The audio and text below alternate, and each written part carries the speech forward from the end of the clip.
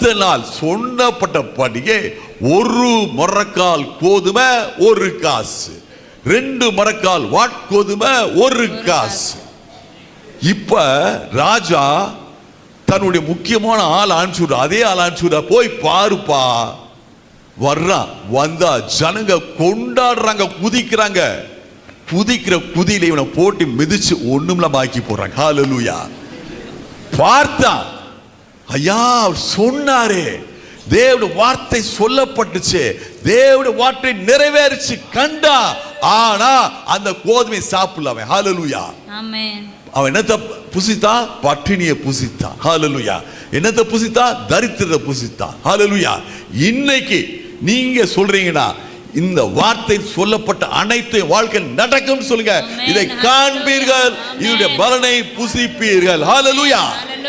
Praise God.